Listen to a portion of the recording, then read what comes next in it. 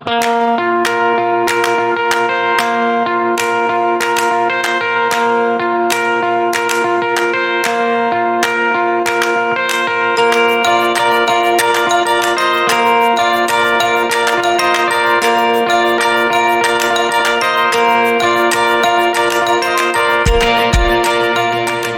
opportunity. It has been great last 3 days working with multiple people in working sessions, breakout sessions, brainstorming sessions. A whole lot of learning around what a future engineer should look like, what are the skills a future engineer should have, and more importantly, how academia and industry can work together to deliver on those skills. So I'm going to take the next 2 to 3 minutes to walk you through what our learning has been and then obviously present it as a slide. Maybe we don't have to wait for the last slide or the last minute to showcase your slide, because I think I can share this slide right away with you. And this is, what we have. What we have been trying to answer is, as I said, the two parts of the question. What are the skills our future engineers should have, and then how industry and academia can work together. And from Credit's perspective, obviously, everyone and anyone who actually contributed to this thought process, the inputs they shared, very grateful to all of you. Coming to this slide particularly, one thing which really stood out when we were having this conversation is that, all of our engineers have a whole lot of knowledge. They have a whole lot of, technical knowledge in their mind. So, which is represented by knowledge banks, which you see over here. But an immediate requirement, because the dynamics of the society in which we live in have changed significantly, and we are facing problems as a human race, which we haven't faced in the last 100 years. We had different kind of problems then, we have different kind of problems now.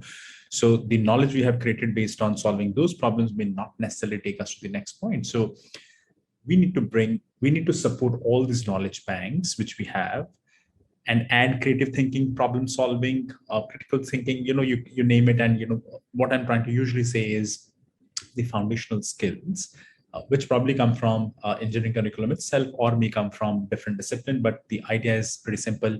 All the knowledge which the engineer should be able to apply more creatively and try to solve some very key problems our society is facing today. So while we are focusing a whole lot on knowledge banks, we help them create a whole lot of knowledge banks when they are at college with us.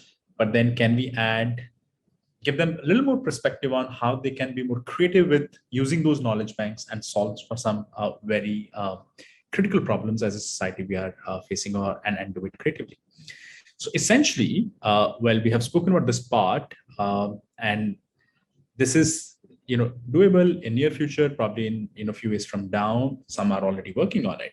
But essentially, we would want our future engineer to be, because we know that, while technical knowledge is important, but or knowledge banks are really important, but beyond a point, it is also about major play.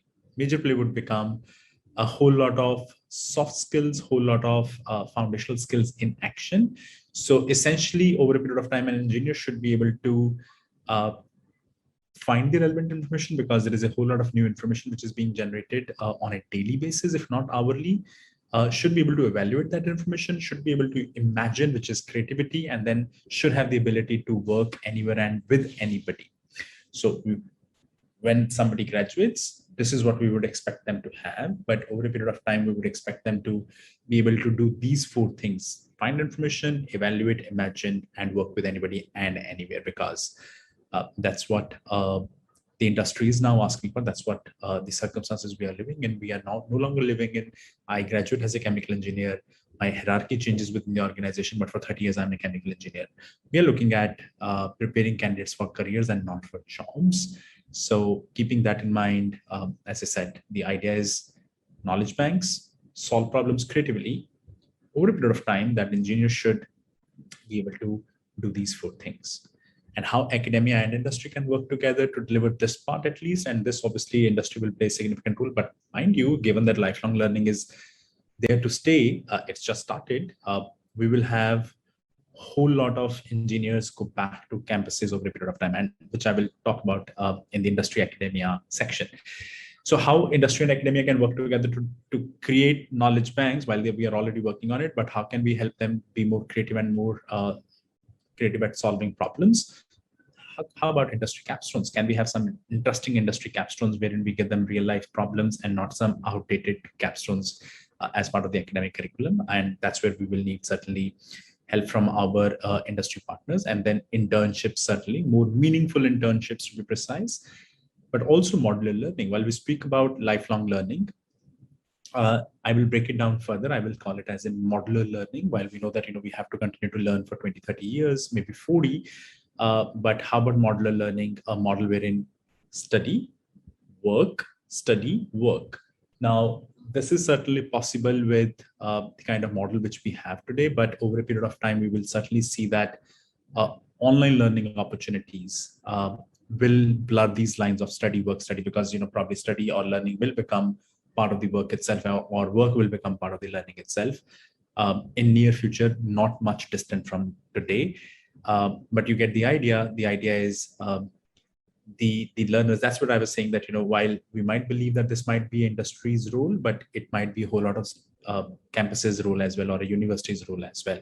So model learning, capstones, internship is something we believe will help us achieve the vision we have set for our future engineer, with an ability to find information, evaluate, imagine, and work with anybody and everybody, while using the knowledge banks gained through various study interventions and solving for problems creatively. Thank you so much for listening, and I hope we were able to add value to your precious time.